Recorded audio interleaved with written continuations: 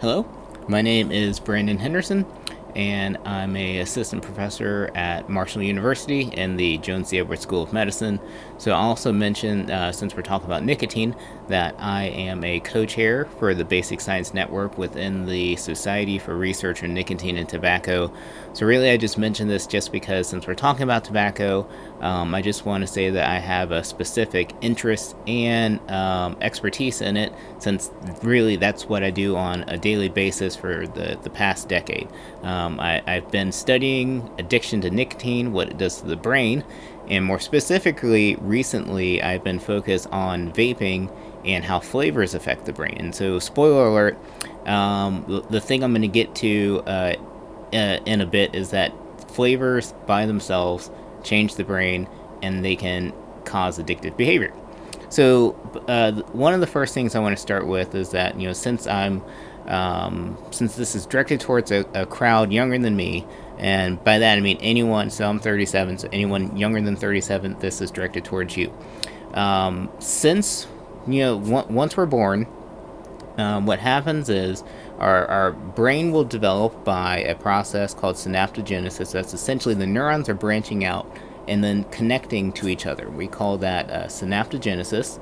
And so from birth up until 3, so you become a toddler, that process starts to complete, and then what happens is a process of maturation. So basically, what this image is showing is that over time, basically what we call gray matter, which are the cells and the processes of these cells, decreases over time, and that's a natural process that happens naturally. So to be more specific, what that means is that those branches are growing. So I'm using myself as an example. Usually, using ourself is the best way of giving an example. I actually don't have a picture of me as a baby that's high resolution enough, so that's one of my twins on the top left. But I get off point. So when we're born, we have connections.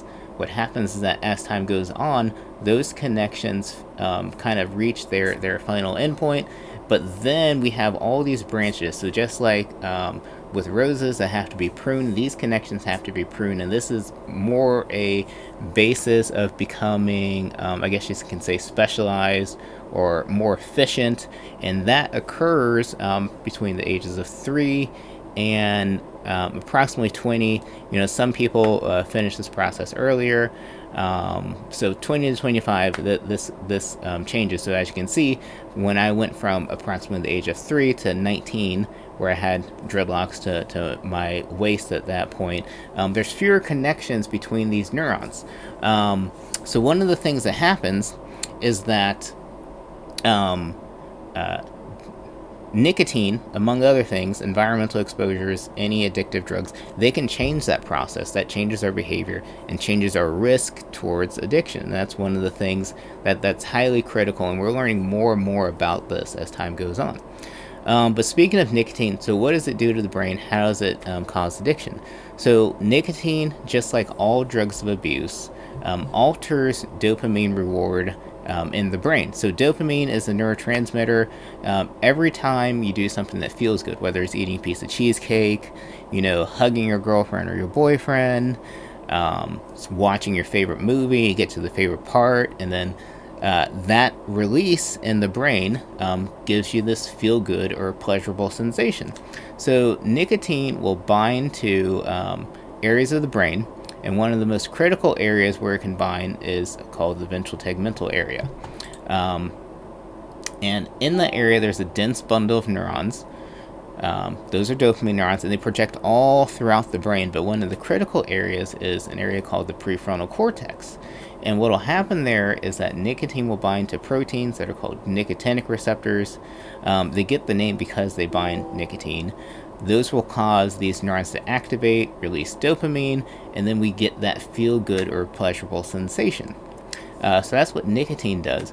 But nicotine, over time, will change the brain permanently, which makes you addicted, and you have that physical need and that mental need for nicotine.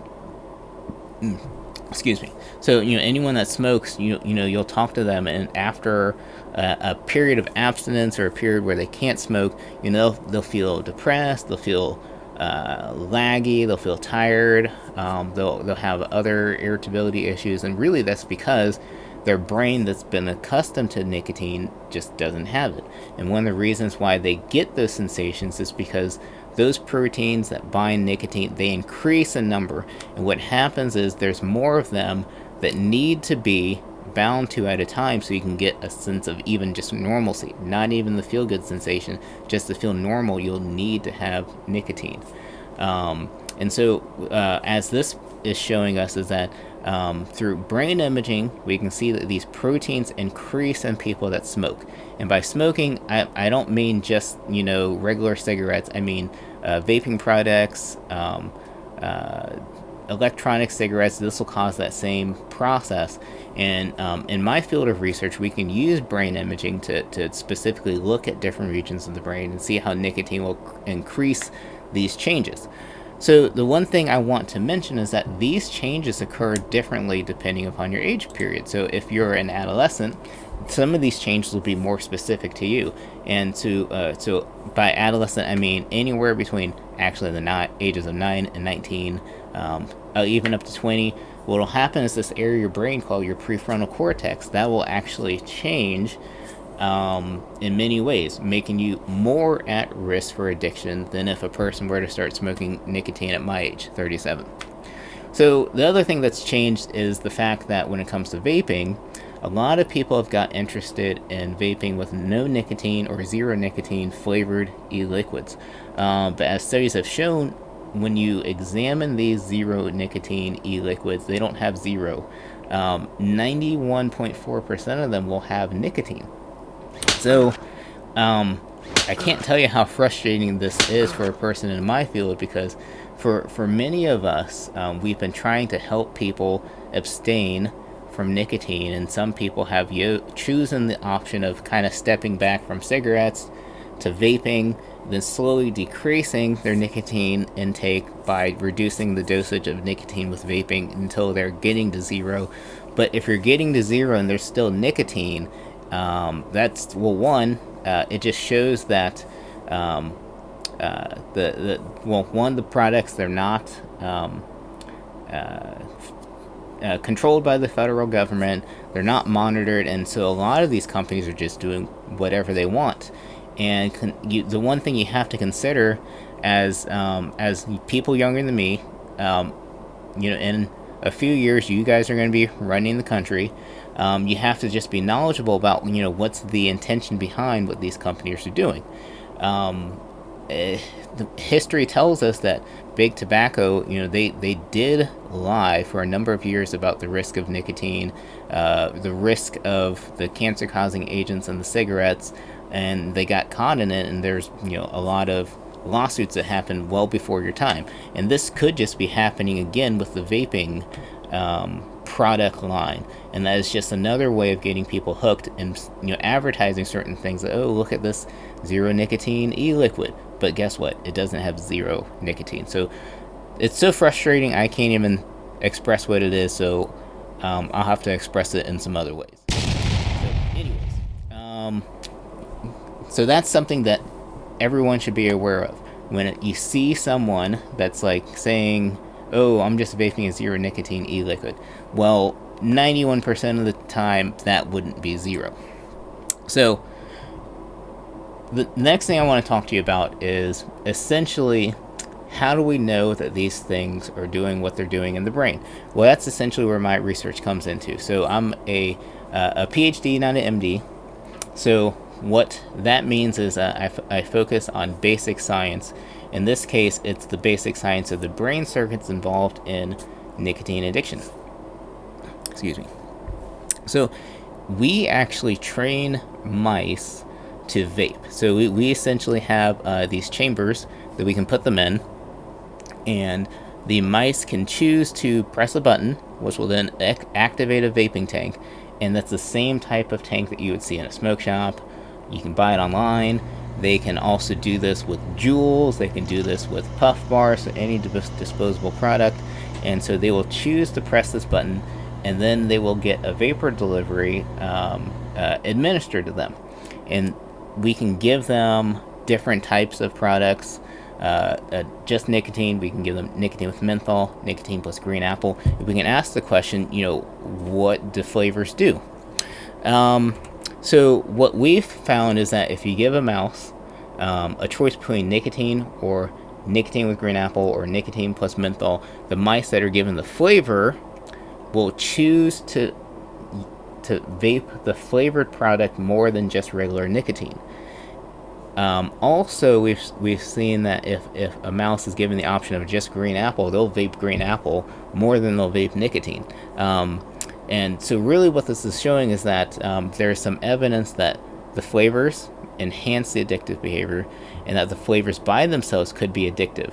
In this case, menthol didn't do anything by itself, but there's some unique neurochemistry that I don't have time to talk about right now. So we can then cause these mice to basically work harder. So because essentially if you can easily get something, we can't really say that is addictive. So essentially we can tell the mice, all right, every time you want a vapor delivery, or every time you want to vape, you have to press the button 3 times. So instead of just pressing once and getting a vape delivery, they have to press it 3 times. And still they'll choose the flavors, the flavored products over nicotine by itself. And so, we can also say, hey mice, you have to work even harder. So we can do this thing that's called a progressive ratio. So if they want one delivery, they can press the button once, they get it. But then the next time, they have to press it 3 times. And then what happens is it keeps getting progressively harder up to the point where eventually on their 10th vape delivery, they may have to press their button 100 times. And that basically shows how hard they're willing to work. And what that has shown us is that mice are still willing to work for the flavored products, so green apple plus nicotine, green apple by itself, menthol plus nicotine, but they won't do that for nicotine by itself. So that is suggesting that the flavors definitely enhance addiction. They enhance the drive for addictive drugs, and then they may be causing something unique to the brain. So that's where we can start asking the question, well, what do the flavors do to the brain? So we can use a thing called electrophysiology, and essentially what happens is we are using the fact that neurons are electrical and chemical in nature. And so essentially if we can take an electrode, put it onto a neuron, then what happens is we can study how that neuron's behavior is changed. And since dopamine neurons are key to addiction, we can go directly to dopamine neurons and study their function and study their physical phenotype and how it relates to addiction.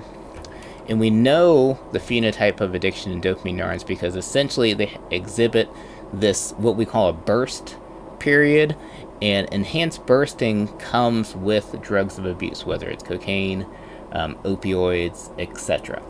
And so what we've seen is that nicotine by itself will enhance this bursting phenomena. But then the question is, okay, so menthol is very popular. Let's start with menthol. So we combine nicotine with menthol. What happens is these neurons are bursting much faster with nicotine and menthol versus nicotine by itself. So what that means is that menthol is enhancing nicotine's ability to create addiction by altering the neurons in your brain. So I mentioned that green apple also causes some addiction-like phenotype. So in this case, we looked at green apple plus nicotine, and what we saw was that there was no change in the bursting period, but what happens is that the green apple will change those dopamine neurons so that nicotine actually binds better. So essentially what this means is that green apple will enhance the affinity of dopamine neurons for nicotine. The nicotine can bind much easier, even at lower concentrations, and then cause effects on dopamine neurons to trigger that feel-good sensation in your brain. Outside of nicotine being present, these green apple flavors will continue to alter other neurons that are critical for addiction and basically changing the feedback loop that drives dopamine release, and then essentially the green apple flavor by itself will eventually cause reward on its own. So all this in summary is that the flavors by themselves change brain chemistry. Whether it's to contribute to dopamine release or the feel good sensation on its own, or just making nicotine do its job better. Regardless, it's showing that the flavors by themselves aren't just harmless. They're not inert. They're not just what the industry calls characterizing flavors. Really, they're causing changes in the brain chemistry. They're causing things to happen that will make you more susceptible to addiction. So I know that there's a lot I could say, but I wanted to keep this short because really, if I were to get too deep into this, I know that most people would just, which honestly I don't blame you, because sometimes, I mean, even though I love this field, I sometimes feel the same way and just nod off over things that are a little bit too dry. But anyways, so what am I trying to get at? So many of you are advocates for improving health through reducing vaping, reducing smoking. So, a lot of times, people will say, oh, I'm just, when I'm vaping no nicotine, and I'm just vaping a flavor. So one of the things that we can do is help provide truth and based upon facts. What do we know? And if people are making their decisions based upon things that aren't true, the one thing we can help them is just help them make a better decision, because at the end of the day, we can't control people. We can only help them make good decisions. And so to a person that would come to you and say that there's two things you can say. One, many of the zero nicotine e-liquids do in fact contain nicotine. In fact, greater than 90% of them do. So hopefully that'll change over time, but the way things are lying right now, a majority of them still contain nicotine. So that still means you are at a risk for addiction. And then also you have to think about all the other things that come as a negative consequence of nicotine. So yes, vaping may have fewer of the cancer-causing agents, but that's still to be determined since the products are so new. But what we do know is that nicotine does cause risk for stroke, risk for hypertension, risk for atherosclerosis, just because of the effects on the peripheral nervous system. So even to these people vaping zero nicotine e-liquids, you have to, inform them that there's still nicotine and there's still a risk for these other things. Namely stroke and hypertension, because those are some of the big issues coming out with vaping. So the second thing you can say is that on the area of flavors by themselves can alter neurochemistry, and they can maybe priming people for addiction. So thus far, there hasn't been as many in-depth research studies into flavors. The most concrete data comes from menthol and green apple, but let's face it, that's 2 out of thousands of different types of flavors. But this is something that's continually evolving over time as us basic scientists are catching up with the vaping industry, which tends to change every few months. So it's something that more of us are getting involved in, just so we can keep up with the trends. So really, I hope this is at least informative. But because there's so much details that go into this that I don't have time to really address, I would love for, if you have questions, you can contact me. I would love to answer them. I can further provide further details to certain pertinent things. But thank you for your time, and thank you for listening.